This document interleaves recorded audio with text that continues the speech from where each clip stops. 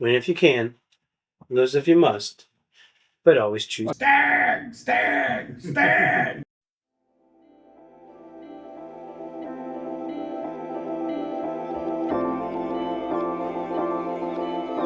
Ladies and gentlemen, welcome to the AM Whiskey Studios. It is finally after 6 a.m. It's about 6:14 in the morning. And we got a problem. It's Stagg Day. The Staggs have come to AM Whiskey.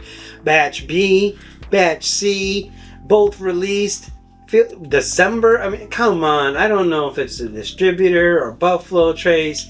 This is like the second year in a row, I feel like, where two batches of Stagg come out like at the tail end of the year. Could you at least get it together like Kevin Hill does, right? A batches in January, B batches in May, C batches in September. Yeah.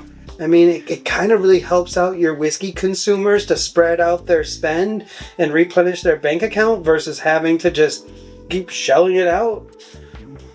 Yep, we keep showing it out because it's Stagg.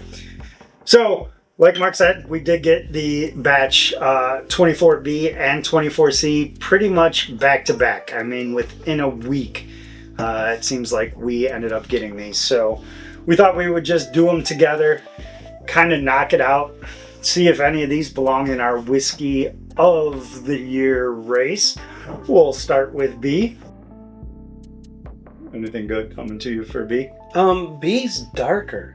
It's darker. This B is definitely darker. Not even. I kind of got like barrel char. No ethanol. I did get a lot of barrel char on the nose when Yeah. I first went into it. It seemed to be a lot It's of barrel char. not a barrel char. I do get that kind of dark fruit note that I get Mhm. on a lot of Staggs. Kind of grapey here. The older, the woodier Staggs usually. Yeah. And there is a fair amount of oak that I get on the Mhm. nose. I can get a little bit of grape and a little bit like a I dark cherry. I get that big league chew kind of note. But it's, again, with a little bit of the oak back or some No ethanol some in the hints of nose. vanilla. There is no ethanol And on no the nose. spice. Do you get any spice? Maybe a The little only bit of spice I char. get seems to be from the char Yeah. and wood tannins. I'm not picking up any like cinnamon, clove, allspice, none of those baking spices. I probably should have Not a lot sipped. of rye spice. I probably should have sipped while you were talking there. That way it would break up the video. But Yeah, well, you can sip now while I talk. Yeah, I mean, it's... See, I keep... Yeah, it's just that great big league chew. Dude, cherry bomb. Cherry bomb transitions to char and wood and a little bit of spice. And the proof, it drinks really nice. Very, very fruity up front for about a 3-4 count, and then transitions into the wood and stuff. See, I got, like you said, a burst of cherry right on the tip of the tongue. Mm-hmm. And then as it spreads back, some of that oak, I get a little bit of white pepper maybe. But yeah, and that sweetness kind of lasts. It's still riding there. Yep. Not any ethanol on the palate, but it is giving me a nice little It's hug. got a hug to it. It's It's- much sweeter than the nose would say. I felt the nose smelled pretty sweet, but it was a fruit sweetness. It wasn't a sugary sweetness. Yeah. It wasn't that vanilla honey. It was dark red fruits again. It keep does going back last to on the Great palate a Big fair Chew. amount of time. Oh yeah, I think the finish here is good. I mean, I still have some of that in my palate, but it's lingering on the front of my tongue. It is that fruit note that's lingering for the most part for me. So B is 127.8 proof. So sub 130. But still tapping above, right in between at 125 and 130. On that second sip, I got a lot more of the oak on there. Mm-hmm. Some of those wood tannins. A little bit of rye spice there, but it is minimal. But you still get that beautiful fruit on the front of the palate. On the nose, it was great big league chew. On the palate, it is cherry. Did you call a tater bottle beautiful? Was that the word you used? Listen, I'm just for the audience out there that keeps score. Tater Hater said beautiful. Listen, of the tater bottles, and when I say tater, it's those Buffalo Trace bottles that everybody's freaking chasing that I don't think are worth the chase. These are the ones that I think are worth the chase. You can keep your E.H. Taylor, you can keep your Blanton's, you can keep your Weller Special Reserve. They're all very good. Overhyped, but good. These, overhyped, but really good. Really good. These are worth the hype. Those other ones aren't worth the hype. They're good whiskey. Not worth the hype that they get. Okay. These generally are pretty darn good. Are we going to try C before we rate B? I think we give them the individual rating, and then we compare. Which one is best? All right. So I really like this. 8.6. I mean, I really like it. I mean, it's rock solid. It's got a beautiful sweet note. It's got a wood. It's got a light spice. It's very flavorful, and for the proof, very easy drinking. Yeah, that's the biggest thing to me is it is very easy drinking. There is a lot going on. You are getting a lot of flavor here. Mm-hmm. That cherry hit up front, it's not medicinal cherry. It's just straight fruit cherry. But then you get that kind of oak and tannin backer that gives it a more well-rounded characteristic that I like. I'll go 8.5. 8.5. The man likes the B. It's pretty good. It's pretty good. Now, right. let's see how if the C can hang. stands up. Yeah. Different nose. Like originally, I thought I get it was a lot of caramel. Mm-hmm. Right up. Originally, when I was smelling them earlier, I thought this was brighter, but I get a lot of caramel on the nose now. I get caramel, kind of vanilla frosting. A little frosting and vanilla, yep, and a light spice. I think it's wood. Yeah, I can see a little bit of the oak. I'm not getting a whole lot of spice. Again, the caramel seemed to dominate, and then got the vanilla. There is some oak here. I think that's where the spice is coming from. Light oak, it is light, but it's definitely there. It's a different nose. It's good. It's not great. It's good.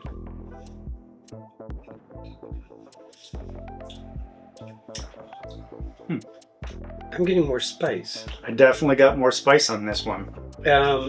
So that was interesting. So it had a nice little caramel vanilla, almost like a creme brulee type opening. Yeah. I would agree with that 100%. But like 3 ticks more white pepper or spice there. Yeah. There's some complexity to the spice. There's it's giving me the tongue tinglies, I will say that. And I think some of that is, I would say, a little bit of a pepper vibe. I would lean more towards black pepper on this one, but also a little bit of like cinnamon or clove. There's definitely some bacon. There's spice something in, yeah. There's something else that I think I did not get on the other one. I agree with your tongue tingling. I have a titch of it. There's a little bit. This one causes me to pause. This is different. They are definitely different.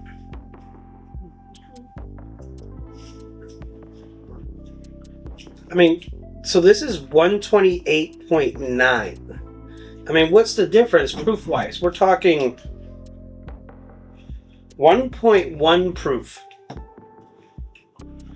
Yeah, I mean, I don't feel like this is very like ethanol forward here. No, It's just so easy. Right. I think this one maybe drank a little bit easier. This is very interesting. different. It's very different. Not that this drink's harsh. This doesn't drink by hard any at all. At all. Like this drinks sneaky. I'm getting more of those traditional caramels, vanillas, wood spice on this one, where this seemed to be much more of a fruit bomb to me. Mm-hmm. This one is leaning more towards those traditional notes, but it does that. It does it really well. It's tough. There is some fruit mixed in with this in the spice.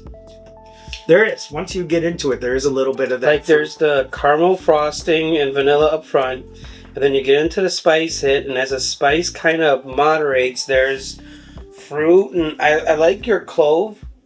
I can see that. It lasts on the palate a really long time. Yeah, I got a little bit more fruit this time. It seems like every time I've gone back to this one, I've gotten a little something different. It changes. This one seemed to be very, very consistent drinking it, where this one's kind of changing every time I've gone back. I know, and that's... Which is adding a little complexity and a little something to the pour for me. I would agree with it. I'm going to have problems. Yeah. Like, I'm torn now on this one. Originally, I thought I was going to go a certain way, but now I'm starting... Yeah, I liked it at first. Now I'm starting to like it a lot.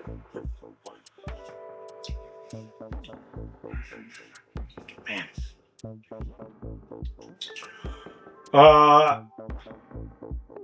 I'm going 8-8 on this one.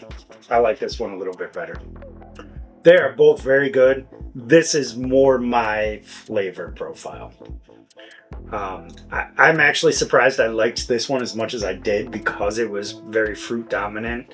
But it did have a little bit of that wood that gave it something that I was looking for to kind of round it out. This, to me, is drinking just much more complex. I'm getting a little bit of everything. I'm getting some of that spice.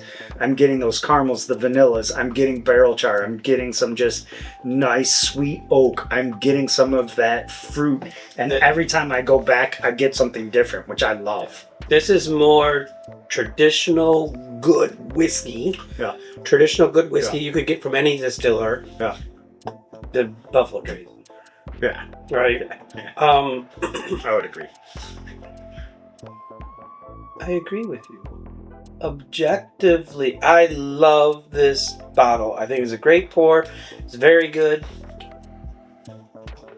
I agree. I think that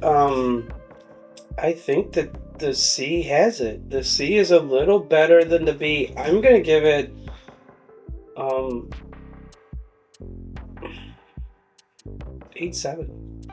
I mean, to me, the glass doesn't lie. And if you look at my glasses, there's one that's considerably lower than I can't tell. Are they about even? Yeah, they're about yours look about even, yeah. But there's definitely... Well, I'm all about fair play. The little guy is all about fair play.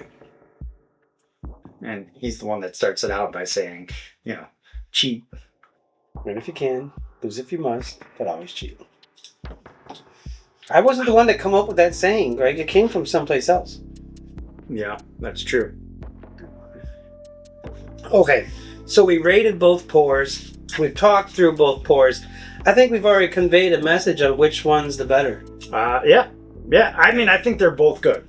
And I think if you like that traditional grape fruity Buffalo Trace profile, you're probably going to like the B better. If you are looking for a more well-rounded traditional bourbon flavors, I think you're going to go with the C batch. I agree. That's the best thing I can say. I think they're both good. If you find them at retail, definitely well worth it. If you want a Stagg, how much would you be willing to pay for these? Yeah, I've got a few Staggs. They're not these. So neither of these do I think is one of the best Staggs of all time. They're MSRP bottles for me. I'd pay between 50 whatever and probably 75. I'm overpaying for Stagg. Like maybe 100. I think if I found these for $100, I would buy them. Yeah. Pretty much any Stagg, if I find it for $100, I would buy it. I would buy it for the equal price of an Elijah Craig Barrel Proof. So $80 to $100. Yeah, I would spend $100. Yes. I don't know that this one I might spend a little bit more for me, but unless I've had it and think that I would really like it, I don't know that I would reach to spend more than $100 on Staggs. But again, we're lucky enough to have had several Staggs. If you've never had a Stagg and you see one for $200, maybe. There's definitely some that are worth it. Maybe. But okay, if it's going to be your first Stagg, I'd pay $200 for my first Stagg. If this is going to be your first Stagg, either one of these are fine. because they're both really good representations of what the whiskey is or should be and can be, and they're both drink really well. There's a few batches that maybe aren't as complex, aren't as good drinking, that I don't think is worth 200. These, yeah, they could be. So, they're going to give the I'm large not price saying that of- they're necessarily worth it. I'm saying if you've never had a Stagg and you see a Stagg for $200, you're going to pay that $200. That's just what you're going to do if you've never had it. Like I said, we're lucky enough we have some Staggs. So we might not do that. But I mean, think about it. When you didn't have a Stagg, you saw one for $200, you definitely thought about it. You definitely thought about it. You didn't care what batch it was. You thought I had about to it. run out of that store, or else my pocketbook was going to get a lot lighter. Yeah, exactly. Anyways, this has been our review of Stagg batch 24B and 24C. Let us know. Have you been able to try some Staggs? Are you willing to pay up to $200 for a Stagg? What's your Stagg price limit? What's your favorite batch? Are we crazy for liking it? Is he part tater and not really a hater? Maybe. Maybe. Don't forget to like, subscribe, keep leaving the comments. We love to hear from you. We do. We try to respond. And as always, keep the whiskey flowing. Cheers. It's Stagg Day. My favorite day of the year. Stagg! Stagg! Stagg!